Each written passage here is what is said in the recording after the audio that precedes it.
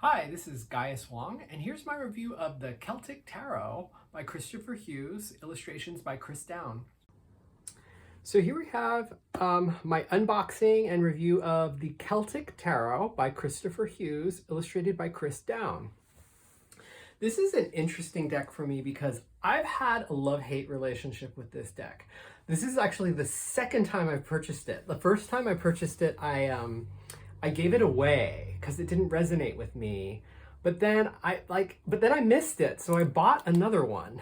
And I think I haven't taken I took the outer plastic off, but I haven't taken the plastic off the cards yet. So you can see that this is published by Llewellyn. It has their new, I think they've been doing this for about maybe like four years now. The magnetic clasp box with the insert to hold the cards inside. I love that. This is my actual, outside of the really premium like Kickstarter or small run decks, you know, that are like put a lot of thought put into. This is like my favorite style of mass market packaging for tarot decks because they sit on your shelf nicely. It's durable. It's not going to fall apart on you. Love this box style from Llewellyn. So bravo, Llewellyn. I'm going to see if I can get the plastic off of these cards without messing them up. There we go. Okay, we've got the plastic off. And okay, so the first thing though, the real reason why I repurchased this deck is because this is of the mass market tarot decks. This is like one of the best books I've ever had that came with a tarot deck. First of all, it's 100% full color. So all of the cards are present in comparison to the card. You can see like the image is quite large. Oh, I would say twice the area. So I love that you can see the full color image of every single card in the deck on you know, the clay color paper with the coating so that it's the gloss coating. So I love that. And the other thing I really love about this book is that it's written by Kristoffer Hughes. Kristoffer Hughes is a Welsh druid. And I don't know if you happen to have read any of his books are amazing. I guess their arms reach away. So I'll grab them really quick for the purposes of the video. If I can get them off the shelf. Whoops, knocked some stuff over. But so I'll just show you really quick. So he has like, I think this is one of the older ones, Natural Druidry. And I don't know the order in which all the rest were published. I think this one was first. So there's the Book of Celtic Magic. There's From the Cauldron Born. There's Journey into Spirit. And his latest one that I only got this like maybe like 2 months ago. I haven't read it yet, but I did hear him talk about this one at a conference. Amazing talk at the conference. Celtic Goddess of Inspiration, Caradwen. So I'm excited to read that one. It's still on my to be read pile. But yeah, the book. So the book, I mean, it starts off just kind of with an introduction to tarot, but like his style of writing, it's comforting to read. And so this is one of the best written books to accompany a tarot deck that I've encountered with just a mass market book, a tarot package. So that's really exciting to me, and that's why I kind of, even though I had gotten rid of it, I had gotten it back. So the plastic was off because I had read the book again, but I didn't really use the cards.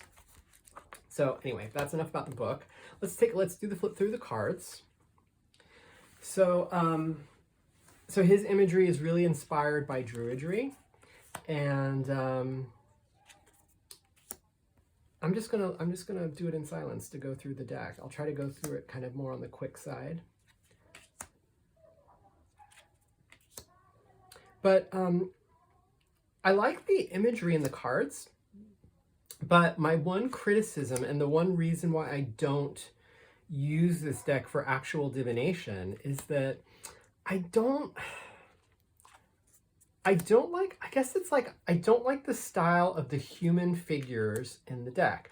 I feel like the artwork, I mean, the artist is clearly skilled, I just feel that like too many of the human images in this deck are just kind of weird. They're not weird in the sense like outlandishly weird. It's just that a lot of them have, I think it's the skin tone, the expressions. There's a very corpse-like feeling to them. It's, I'm not a big video gamer, honestly. I play them from time to time, but I've read articles about how like over the years, like in maybe a decade ago or more, you know, as graphics were improving for video games, that, you know, human figures started to look very realistic, but they were said to have a corpse-like quality to them in video games. And I think it's gotten even better nowadays, and that's kind of a little bit less of a case now. I think that just might be why this deck kind of turns me off, the corpse-like quality.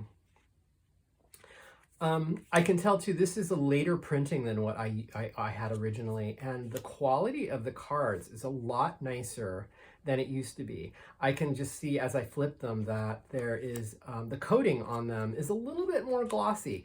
It's reflecting a lot of light, and there's a little bit of a texture to them, but I like this glossy coating. I believe they were more matte, sort of matte rough. Not like a photograph matte, but just lacking the gloss in a previous printing that I had. And in the previous printing too, what had happened was there had been I had a lot of white nicks along all of the edges from shuffling and just handling them, shuffling them. So there are little chips missing all along the edges. And sometimes if it were if you have one of those photographic memories, it would allow you to identify the card without actually flipping it over. But I don't think this coating is completely different. So I think they must have figured that out in feedback or just in testing. And I think they fixed that on purpose so that I don't think these don't feel like the kind of deck where they'll chip with shuffling again. But like here's an example of like the Page of Cauldrons where I'm just like, I just don't understand her expression, the corpse-like quality. It's just kind of, it's a little bit of a turnoff to me.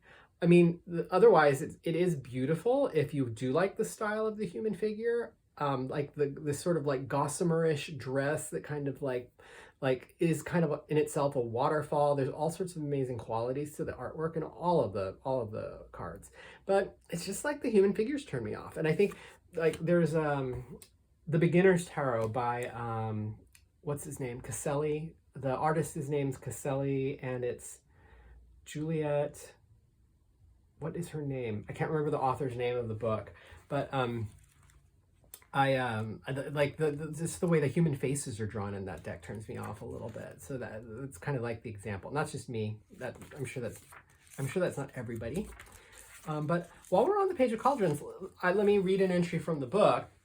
I don't think it will actually. The entries of each of the cards in the book tend not to describe in too much detail what's actually in the image. So I don't think we'll get an explanation as to why the card ever looks like this. So Page of Cauldrons, keywords, creative beginnings, news, study. In the Page of Cauldrons, we see the point of exit from the singular nature of the ocean to this experience of humanity. Here this is embodied by the goddess Bronwyn and her totem bird, the starling. The fish, prevalent in her father's card and a symbol of the deep, unconscious or higher self, occupies the cauldron that she looks at intently. She is aware of her source, and rather than compelling her into action, she is at peace with it, and is someone eager to contemplate, learn, and study the power inherent in the suit of cauldrons. Her dress is formed of the very substance of the ocean, and seemingly the fish is speaking to her. But what secrets is it articulating? The mystery of the Page of Cauldrons lies in the fact that your subtle senses are being awakened and the call of the unconscious mind is increasing in volume. This doesn't happen to everyone. Many are happy to go through life without ever engaging with the spiritual. Not so with the Page. Divinatory meanings. This card implies that there's more going on under the surface than meets the eye. It is possible that your intuition and psychic abilities are being stirred into action. Therefore, listen closely to them and give them voice. The message of the Page is to not go with the flow. Only dead fish go with the flow. Learn Listen, learn, and be receptive to the subtle message around you. This personality type is engaged in new beginnings that express imagination and spirituality. Reversed, the emotional immaturity of the Page of Cauldrons can be crippling, particularly in a relationship. It may just be all about them.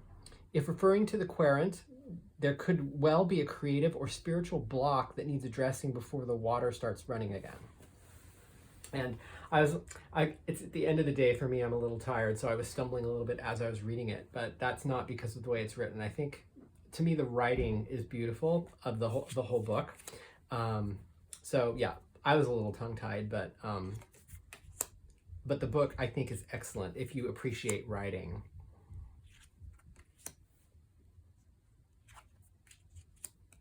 I love the rainbow and the Five of Cauldrons here. That's instead of having the bridge in the Rider-Waite.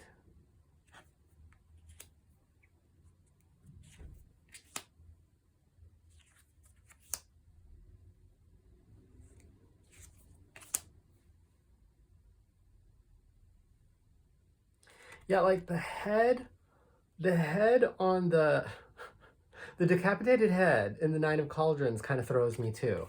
And I think that's kind of one of it's like there's a few details in the deck where it's like, I'm kind of like, these are why I don't actually use this deck for divination, because there's just things that kind of throw me. But since this one is kind of odd for a Nine of Cups, right? Like a decapitated head on table. And even the figure in the background looks kind of slumped over dead as well. Right, from Rider-Waite, if you're familiar with it, it's usually like the guy sitting with the Nine of Cups, and it's kind of like the wishes fulfilled card.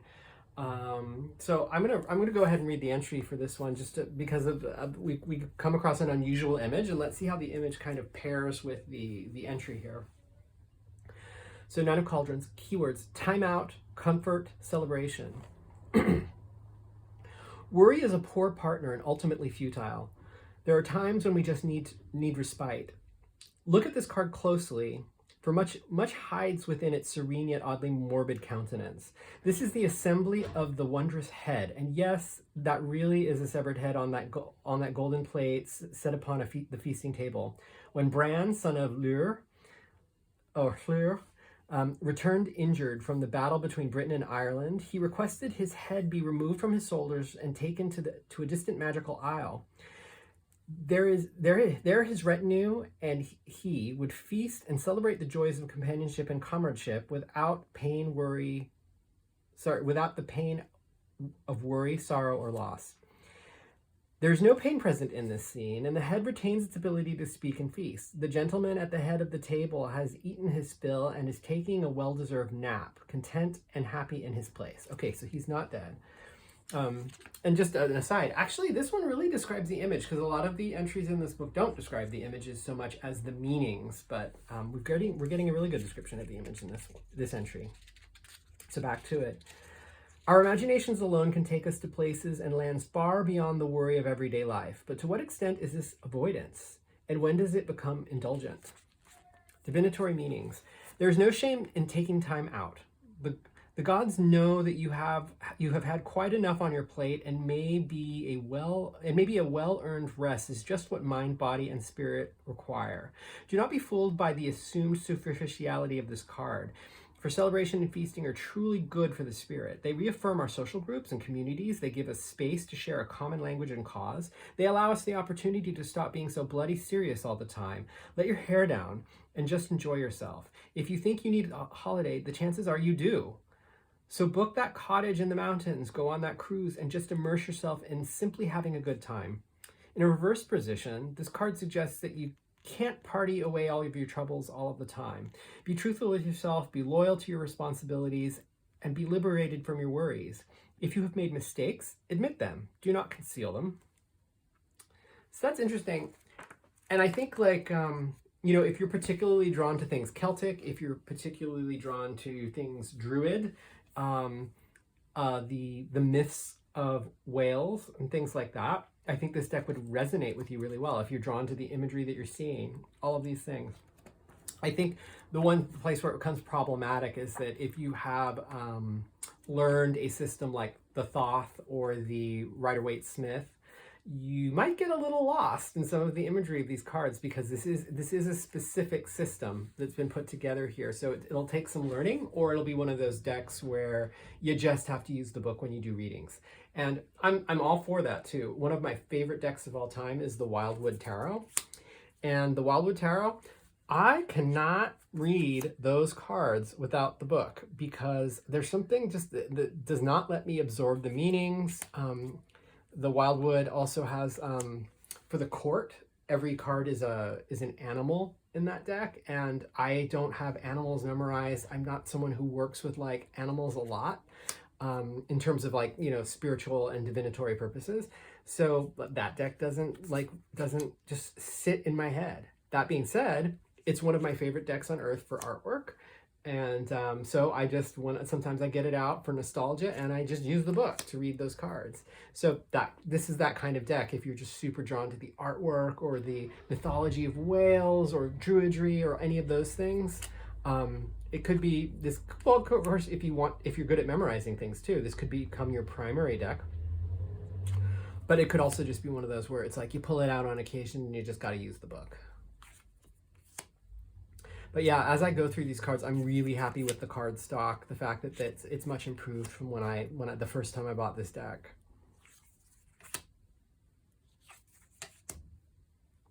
There's not much of a burr on the edges either, so I have a hunch it's going to shuffle quite well.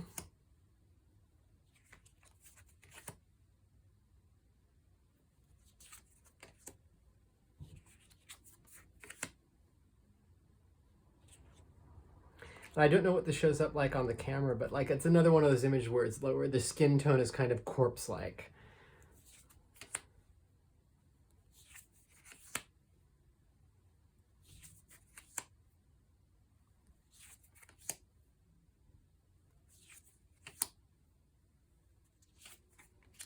Oops.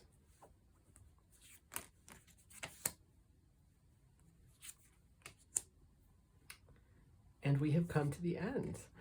I'm just gonna do a quick. I'm gonna keep them in order, so I'm just gonna do like a half shuffle. But whoops. Yeah, they flip together pretty well. They mix pretty well, and I don't think they're gonna chip like the other cards did. There's no burr on the edges of this printing. I think there might have been a burr on the edge too, the original printing I had, but this one doesn't have that burr on the edge that some decks get. So I like that a lot. And yeah, I hope this was helpful for you. If this resonates with you, I would recommend the deck. I mean, honestly, and like I said, for the book alone, I feel like it's worth having in your collection.